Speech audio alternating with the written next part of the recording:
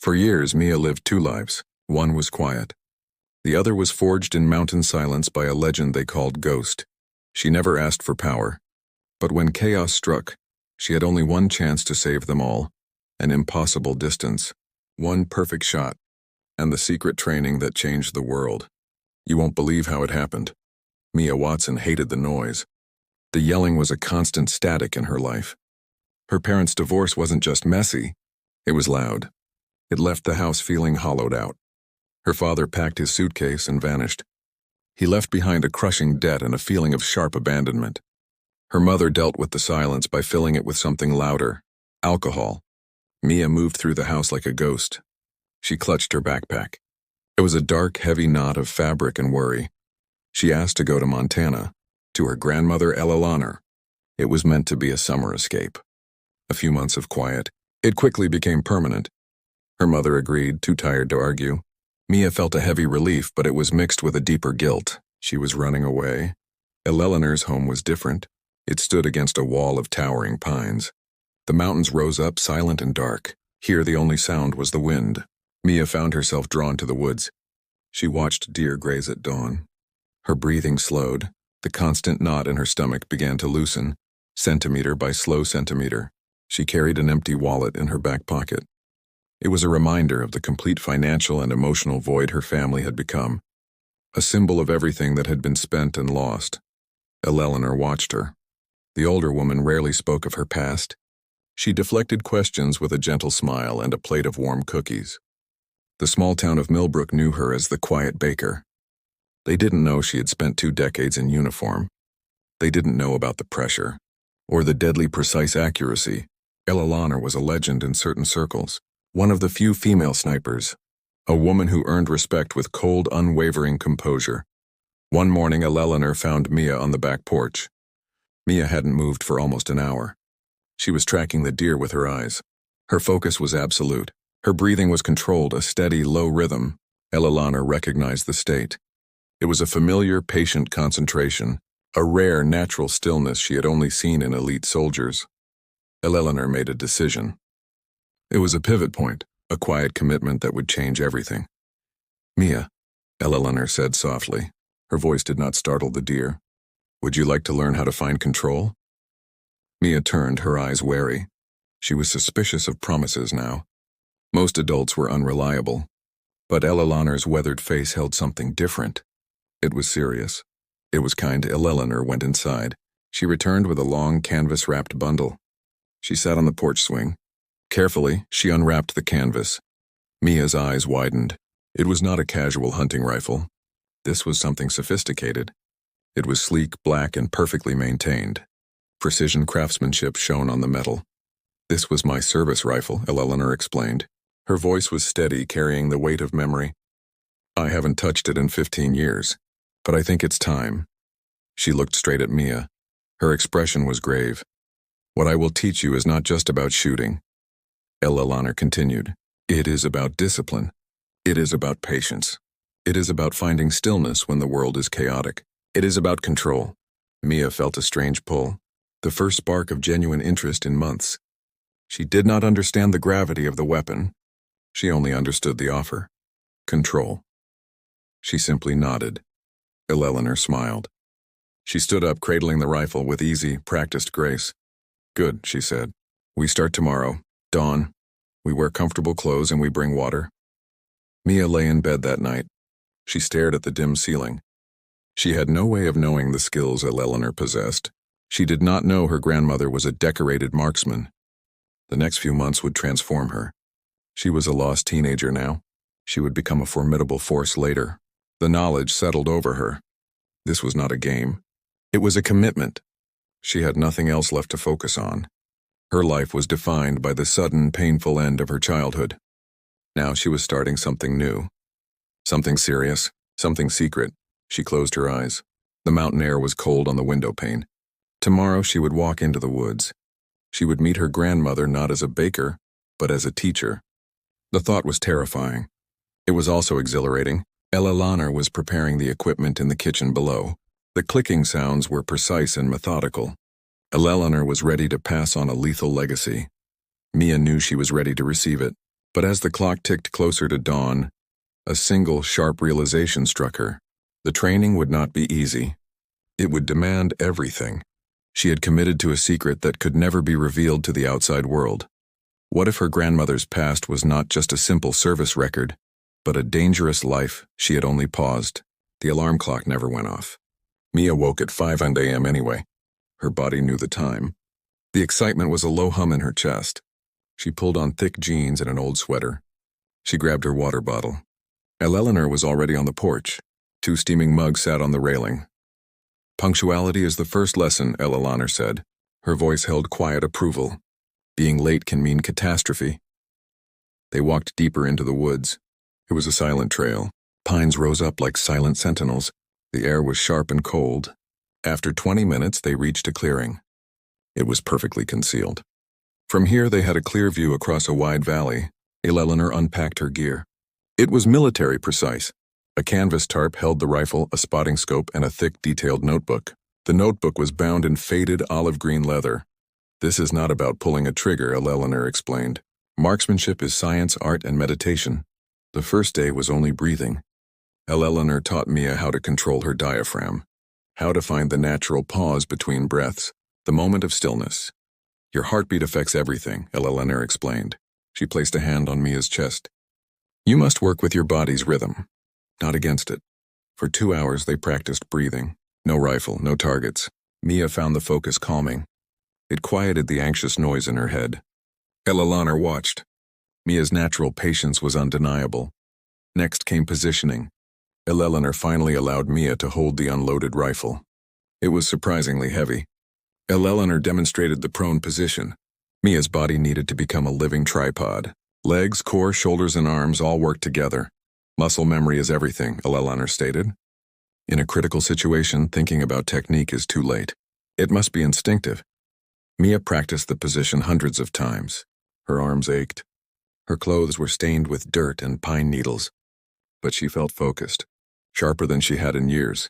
"Same time tomorrow," Elellaner said, packing up. "And Mia, this stays between us. Total privacy, absolute trust." Mia began to see her grandmother differently. When Elellaner handled the rifle, she transformed. The gentle homemaker disappeared. She became an authority, quiet, formidable. Mia researched military sniper training. She learned they were elite, fieldcraft, camouflage, surveillance. Her grandmother possessed all this specialized knowledge. It filled Mia with awe. Elellaner began sharing anecdotes during lunch. Stories of patience, discipline, mental preparation. She never mentioned her service, but the clues were there. 3 weeks into training, Elellaner decided Mia was ready. Mia's breathing control was exceptional. Her stability was natural. It was time for live ammunition. They sat on the porch at sunset. Elellaner spoke of responsibility. "Every shot must be purposeful," she warned. "Become casual and you become dangerous." The next morning they hiked to a remote canyon. Elellaner had set up a hidden range years ago. Targets were scattered at various distances. Elellaner loaded a single round. She demonstrated the sequence. Breathe. Relax. Align. Pause. Fire. The shot cracked across the canyon. Mia watched through the scope. A small circle 300 yards away had been struck perfectly. "Outstanding for your first attempt," Elellaner approved. Training intensified. Wind conditions. Bullet drop. Temperature effects. Mia absorbed it all. She had an intellectual curiosity for the science of it. One morning, while adjusting the range equipment, Elellaner paused.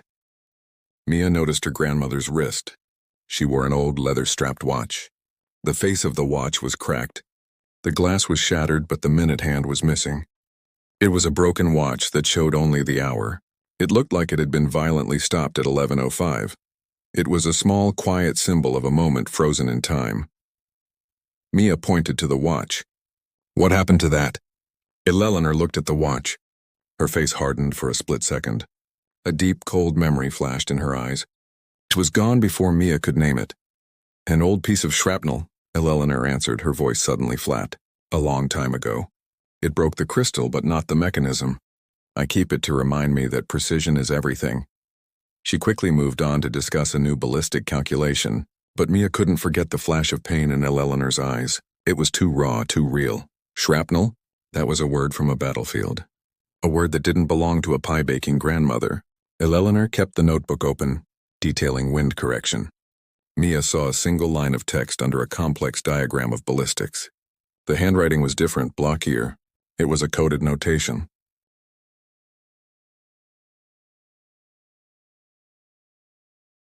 A symbol she recognized from her research, a tactical marker used by elite counter-terror units. Elellaner sat at the kitchen table before dawn. The locked box was open. It had been sealed for 15 years. Inside there were photographs, military commendations, mission reports stamped with high-level classifications. She was a ghost in those documents. Sergeant Elellaner Ghost Patterson. 200 confirmed eliminations. 2 decades in the shadows. The military's deadliest asset. Mia arrived for training. She noticed the change instantly. Elellaner was formal, serious. She gestured to the kitchen table. "Before we continue, Mia," Elellaner began, "you need to know exactly who is teaching you." Elellaner laid out the documents. The photographs were jarring. A younger woman, combat gear, surrounded by soldiers who looked at her with pure, quiet respect. Citations described operations that sounded like fiction, but they were government authenticated. "I was a sniper for 22 years, Elellaner said. Her voice was quiet, steady. "I was part of an elite unit. We handled the most dangerous missions." She watched Mia's face. "They called me Ghost," she said, "because I appeared, completed the mission, and vanished without a trace." Mia struggled to breathe. The gentle grandmother, the woman who worried about vegetables. She was a military weapon, yet it made a terrible perfect sense. It explained the knowledge, the methodical instruction, the quiet confidence. Elellaner showed her a photograph from her final mission. A counter-terrorism op, dozens of hostages saved. "This is why I retired," Elellaner explained. "I realized I had served. I had given everything. I wanted peace. I wanted to be a grandmother. To tend a garden." The dynamic of their training shifted completely. Mia wasn't just learning marksmanship now. She was learning a legend's refined techniques. Every method was proven under fire. The breathing wasn't just for accuracy. It was for maintaining control under extreme stress. The positioning was for remaining effective under enemy fire. Elellaner shared real stories. Patience over speed, reading the environment, split-second choices that saved lives. "Your skills have progressed," Elellaner told her. "You need to understand the full weight of the responsibility. You are developing capabilities that can achieve extraordinary things." Mia absorbed it. Her performance accelerated. She was shooting from unconventional positions, engaging multiple targets in sequence, working under crushing time pressure. She had achieved a level of skill most professional soldiers never reached. She asked Elellaner about the cost. The psychological burden. "Power without responsibility is dangerous," Elellaner responded. "But used correctly, these skills protect and serve. That is the only reason to possess them." Mia was developing more than just skill. She had composure. She approached challenges with cold, methodical calm. Her original motivation was escape. Now she had purpose. One day they drove out beyond their canyon range. The land was flat here. The road leading to it was long, straight, and choked with dust. It was a dusty road, a symbol of endless grueling work and isolation. Elellaner insisted they stop, and Mia wiped the thick film from the rifle case. It was a reminder that excellence always involved getting dirty and going far from comfort. Elellaner set up the most complex scenario yet. It was a simulated hostage rescue. Targets represented hostages and hostile forces. Multiple precision shots were required. No room for error. "This is the kind of situation," Elellaner said, her voice low and serious, "where success means innocent people go home to their families." Mia studied the setup. Angles, distances, sequence. She worked through the plan in her mind. She settled behind the rifle. Her execution was flawless. Every hostile target was neutralized. Every simulated hostage was safe. Elellaner watched, a mixture of pride and profound concern in her eyes. Mia was only 17. She was genuinely formidable. "I want to know more about military service," Mia said later that afternoon. "I think this is what I need to pursue." Elellaner had expected it. She spent the evening detailing careers, opportunities in specialized units, but remember, Elellaner cautioned, once you enter that world, it changes you permanently. You must be certain. Mia had never been so certain of anything. Their last week focused on ethics, on the moral compass. Elellaner shared her most haunting missions, decisions she still questioned. Power like yours comes with the obligation to use it wisely, she said. Every shot you take reflects on the training I've given you. On their final training day, Elellaner presented a gift, a precision rifle, custom-built to Mia's exact specifications. Engraved on the stock were 3 simple words: precision, purpose, protection. Mia held the weapon. It was a symbol of trust, a legacy. This rifle is yours to keep, Elellaner said solemnly, but it comes with conditions. You will continue to practice. You will always remember that your abilities are meant to serve others. Mia accepted the weapon and the responsibility. Their final exercise was a full, comprehensive test: marksmanship, tactical thinking, endurance. Mia's performance was mastery. It surpassed Elellaner's highest expectations. As they packed up, Elellaner made an offer. I have contacts, former colleagues. They run advanced training for young recruits. They are willing to prepare you for elite programs. Mia's eyes shone with excitement. It was the perfect next step. A path to the highest levels, Elellaner nodded. Good, now we go home. But before we leave this place, I have one last mission for you. It's an exercise in pure observation. Mia settled back behind the scope, pointing it across the desolate valley to the opposite ridge, hundreds of yards away. Tell me exactly what is happening near that old ruined barn, Elellaner instructed. Mia adjusted the focus. The barn was barely visible. She started to relay details. The splintered wood, the rusted hinges, a large raptor circling overhead.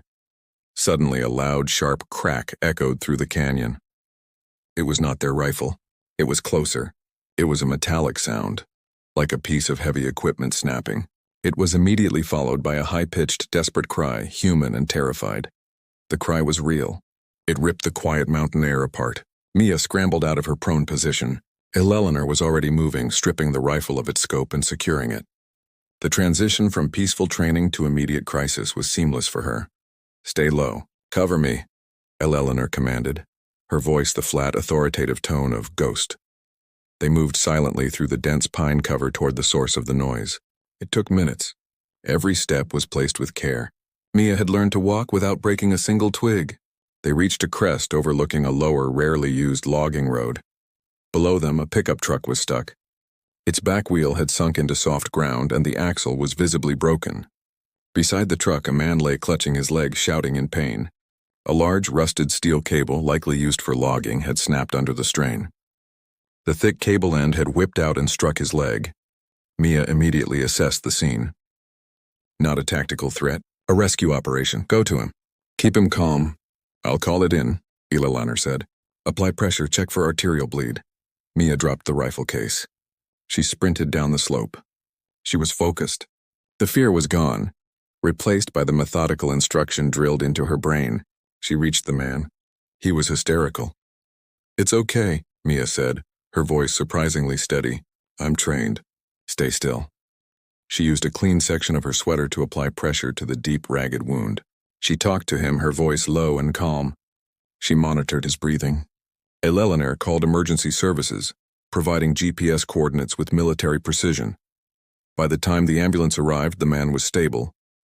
Mia's actions were fast, decisive, and critical. They had saved him from bleeding out. As they drove back to the house, Elellaner was silent for a long time. You didn't hesitate, Elellaner finally said. That is the true mark of training, Mia. Not the perfect shot, but the immediate correct decision when chaos arrives. The summer ended a few days later. The goodbye was quiet. Mia was no longer the lost, angry teenager who arrived. She was poised, focused.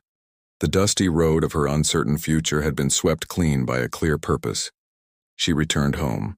The change was immediately unsettling. The city noise felt aggressive. Her mother was better, but the air still felt heavy. Mia carried the weight of her secret. The new rifle was stored, secured, a physical reminder of her other life. She started college, a small university, studying criminal justice. She played the role of a normal student. She went to classes. She studied. But 3 nights a week, she drove hours to the private range Elellaner had set up near her campus. She practiced. She refined. She maintained the discipline. Life settled into a rhythm. The rhythm was artificial. She felt the constant, low-level tension of a hunter in camouflage, always watching, always ready. The months passed. Mia grew more mature. Her composure deepened. She carried a small polished riverstone in her pocket. It was a small polished riverstone she had picked up from the creek near Elellaner's range. It felt heavy and smooth, a reminder of the quiet permanence of the mountains, a small, constant anchor in the turbulent, fleeting world of college life. One Saturday morning, 6 months into her freshman year, Mia was running. Her usual route, a forested hill outside the main campus. She needed the familiar sound of her breathing and the rhythm of her feet hitting the dirt. It grounded her.